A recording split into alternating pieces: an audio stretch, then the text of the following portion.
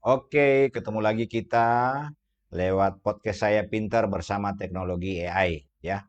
Kali ini saya coba melakukan satu analisis akademik terkait prediksi AI menggunakan teknologi AI dengan adanya pengaruh geopolitik terhadap pertumbuhan ekonomi ya Indonesia. Nah, saat ini kan ada perubahan APBN ya. Nah, itu data-data yang saya ambil dari apa yang disampaikan oleh Menteri Keuangan, kemudian saya coba input ke AI, ke ChatGPT dengan menggunakan dengan bantuan algoritma, dua algoritma yaitu long short term memory dan random forest ya. Nanti kita lihat hasil prediksi AI dengan menggunakan algoritma LSTM dan random forest itu hasilnya seperti bagaimana pertumbuhan ekonomi dan lain-lain seperti inflasi dan lain sebagainya. Berapa sektor akan dinilai ya sesuai dengan apa yang disampaikan oleh Pak Menteri. Nah, ini akan dibandingkan juga dengan prediksi IMF dan apa yang diprediksi oleh pemerintah ya. Nah, saya tidak tahu kalau IMF bagaimana IMF memprediksi karena sudah ada angka ya. Kemudian juga pemerintah juga sudah ada angka. Tapi kalau AI saya akan bisa menjelaskan di akhir bagaimana dia menghitung dan mendapatkan angka pertumbuhan ekonomi seperti itu ya. Itu yang angka-angka pertumbuhan ekonomi yang ada ya. Oke, saya kira ini yang akan saya sampaikan. Nah, saya akan cepat-cepat saja karena ini data ini sudah disampaikan oleh Bapak Menteri, tapi yang ini belum ya. Seperti perang dagang, resiko eksternal global. Itu ada perang dagang AS Cina, AS India dan Rusia ini resiko eksternal global ya, geopolitik dunia. Kemudian volatilitas pasar keuangan. Jadi capital outflow ya akibat perang dagang ini ya mengganggu ada apa modal-modal yang apa investor yang keluar ya outflow dan juga bisa volatilitas harga komoditas energi agriculture logam itu kalau dia positif itu dia bisa masuk ya. Kalau perang dagang juga positif maka dia bisa masuk inflow ya bukan outflow. Tapi ini karena ini ada resiko berarti dia resiko dia outflow maka apa perputaran uang di Indonesia kan investasi di Indonesia kan jadi berkurang. Nah, kemudian ancaman cyber dan nuklir ini ya, terjadi sekarang ini kan ada pemicu-pemicu seperti di Rusia dan Ukraina ya itu juga. Indeks ketidakpastian perdagangan TPU masih tinggi ya itu kondisi resiko eksternal global. Nah sekarang outlook perdagangan dan inflasi global ya kita lihat. Perdagangan global melambat ya. Menurut 2026 ini hanya 1,9% itu prediksi IMF ya. Inflasi global menurun ya 2026 3,6 aja bagus ya inflasi. Negara berkembang lebih rentan terhadap shock eksternal. Jadi ya kita Indonesia masuk di situ ya. Jadi sangat rentan jika ada pengaruh geopolitik dunia. Kemudian harga komoditas fluktuatif yaitu batu bara minus 21. Jadi turun ya harga batu bara maka saham-saham batu bara juga agak kurang. Ya ini hari ini mulai rebound ya. Kemudian penerimaan ekspor turun akibat ada minus 21,1% year on year ya. Minyak Brent juga begitu minus 14,8, CPO plus 16,6 bagus year on year. Ekspor permintaan India itu meningkat. Nikel malah minus 10,9 ya. Tantangan hilirisasi electrified ya. Tembaga plus ya 3,6% year on year. Oke, ini harga komoditas fluktuatif ada yang naik ada yang turun ya. Kemudian suku bunga global dan prospek pertumbuhan ya. Jadi kita lihat. Jadi suku bunga global ini Fed ini Bank Federal Amerika ini dipangkas ya. Ini bagus capital inflow itu akan masuk capital inflow karena kan mereka akan mencari di yang lebih menguntungkan. Ya kalau turun di Amerika kan mereka lebih baik invest keluar kan. Nah gitu itu. Indonesia kan bagus. Perang dagang menekan outlook global. Jadi perang dagang yaitu dia akibat tadi sudah disampaikan. Proyeksi IMF 2025 sampai 2026 itu AS itu akan berada di pertumbuhan ekonominya akan berada 1,9 sampai 2. China 4,8 4,2, India 6,4 6,6, Indonesia stuck ya. Sementara pemerintah menargetkan di 2025 ini dan 2026 5 sampai 6% ya gitu kira-kira. 2025 5,2 kalau tidak salah ya. Nah sekarang bagaimana itu prediksi AI terhadap angka-angka ini mari kita lihat. Aktivitas lain itu PMI manufaktur global ya. PMI global pulih ya, Agustus 2025 capai 50,9, bagus. 58,3% negara mengalami ekspansi, bagus. Indonesia kembali ekspansi setelah 4 bulan kontraksi. PMI ASEAN, Indonesia, Malaysia, Vietnam artinya berbeda-beda fluktuatif. Kinerja perdagangan Indonesia ya, surplus perdagangan kumulatif tetap kuat, ekspor Januari itu 7,8, Januari Agustus 7,8% year on year, ada kurang lebih 185,3 US dollar miliar. Import Januari Agustus 25 naik 2,3% year on year ya, 156,3 miliar. Jadi surplus ditopang ekspor hilirisasi logam dasar nikel dan tembaga, walaupun ya harganya masih tembaga bagus, nikel masih negatif ya. Nah, kalau dia naik tentu akan lebih bagus kinerja. Kemudian instrumen keuangan dan investor ya. Rupiah relatif stabil, jadi masuk inflow di SBN itu 42,67 triliun ya. Outflow itu SRBI 119,6 triliun. Saham outflow itu 58,7 triliun ya. Oke, banyak dibeli asing. Yield SBN itu 10 tahun turun, risiko keuangan meredah. Minat beli investor global membaik ya. Oke, karena kondisi-kondisi sekarang. Inflasi dan daya beli. Inflasi Indonesia terendah di Asia ya, itu rendah di ASEAN ya. Agustus itu cuma 2,3% year on year ya, artinya bagus, masih terkontrol. Ini juga menjadi target pemerintah untuk di 2025. Stabilitas harga pangan jadi prioritas, intervensi Bulog SPHP. Inflasi inti mencerminkan daya beli resilience ya, artinya kalau inflasi inti mencerminkan daya beli resilience. Inflasi konsisten terjaga dalam target sasaran. Itu yang inflasi dan daya beli. Nah, konsumsi rumah tangga itu konsumsi tumbuh kuat kuartal kedua 2025 itu 5% year on year. Konsumsi makan minum itu 4,2% year on year. Transportasi dan komunikasi naik 6,5% year on year. Restoran dan hotel naik. Ya, ini oke, ini konsumsi rumah tangga. Kemudian investasi PMTB, investasi bangunan naik 4,9% year on year ini, investasi mesin naik 25, year on year, investasi kendaraan niaga naik 0,4%, hilirisasi jadi penopang, investasi Indonesia itu investasi. Kinerja manufaktur domestik ya. Pertumbuhan sektor manufaktur kuartal 2 2025 jadi 5,6% year on year. Industri logam dasar tumbuh 14,9% year on year, hilirisasi ya itu akibat. Industri makanan dan minuman tumbuh 6,2% year on year. Industri kimia dan farmasi tumbuh 9,4% year on year. Nah, pertumbuhan ekonomi daerah kita lihat Jawa itu kontribusi 56,9% PDB tumbuh tinggi ya, 5%, 25,2%.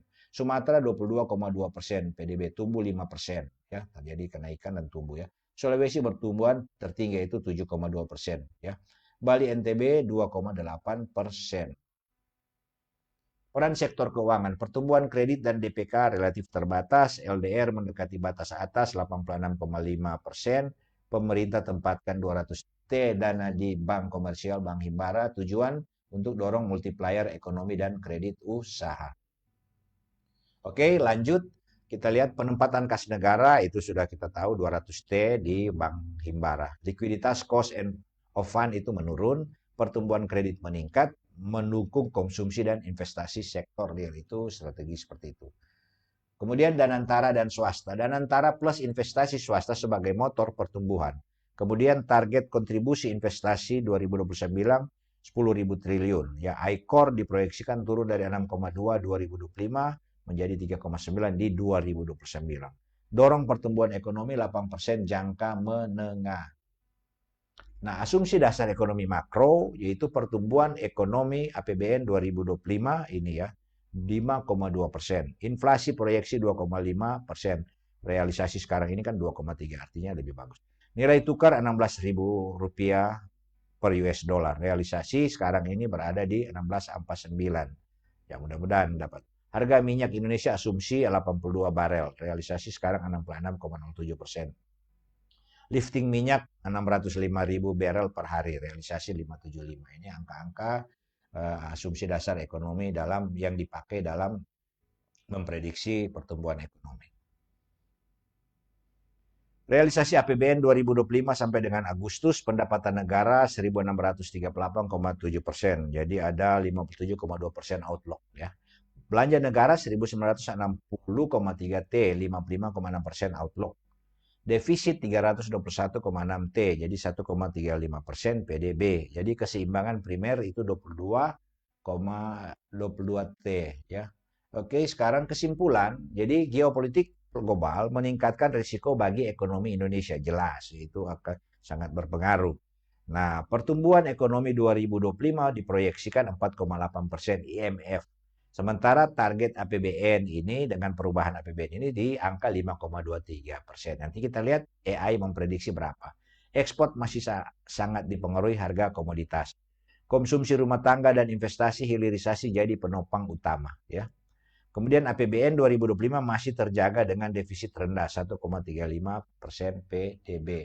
Nah, sekarang strategi mitigasi diversifikasi pasar ekspor ASEAN itu Afrika Timur. Jadi ya untuk memitigasi tadi supaya target-target ini bisa tercapai itu ada dilakukan apa? Diversifikasi pasar ekspor ke ASEAN, ke Afrika Timur Tengah itu perlu, jangan ke Amerika, Cina dan lain sebagainya. Itu harus ada diversifikasi. Percepatan hilirisasi nikel ya, nikel harus cepat dipacu. Kemudian CPO, tembaga, logam dasar itu ya. Kemudian stabilisasi kurs dan inflasi melalui koordinasi BI dan Menteri Keuangan. Jadi ada stabilisasi kurs dan inflasi ya.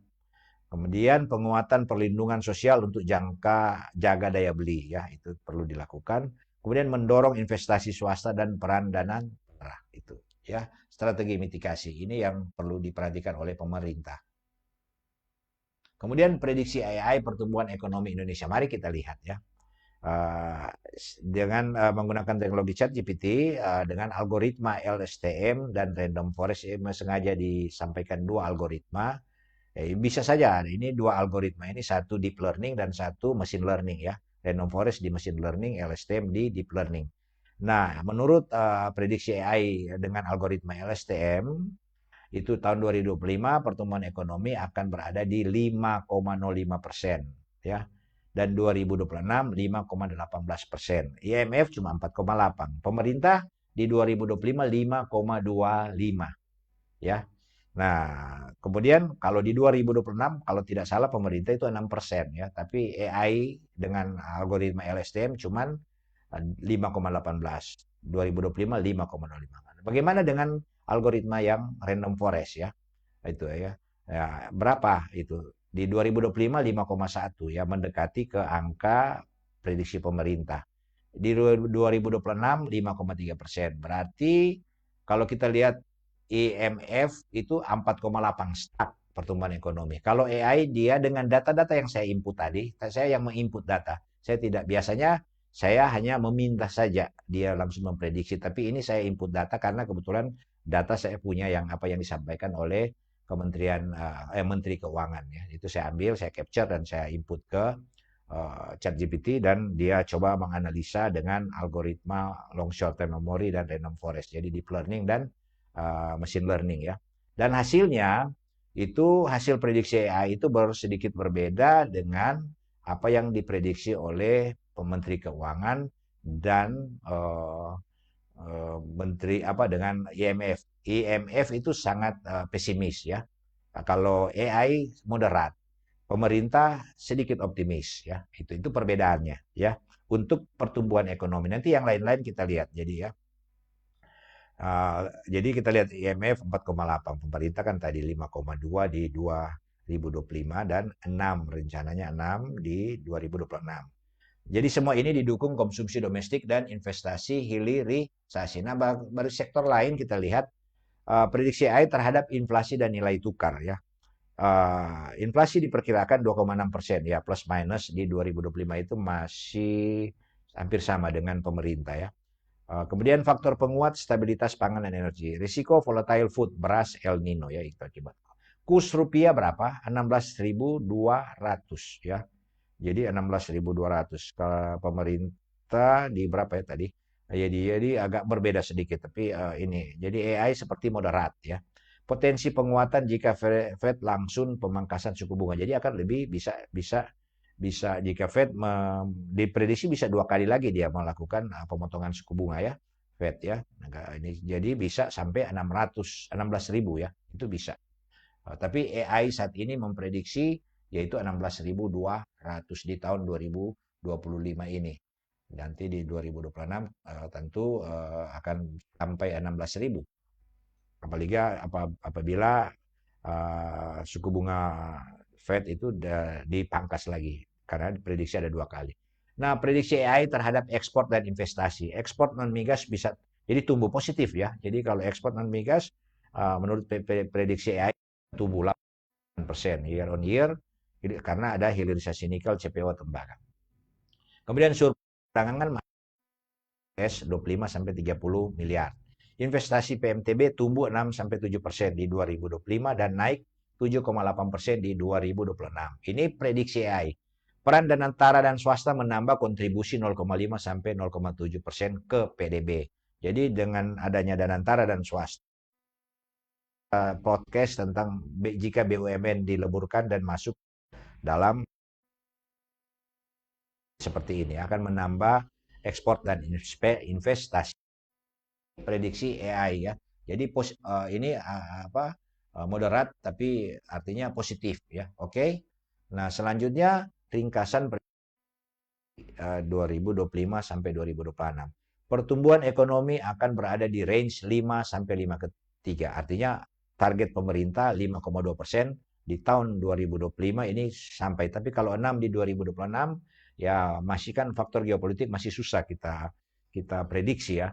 Bisa terjadi guncangan geopolitik, maka ya target 6 terlalu.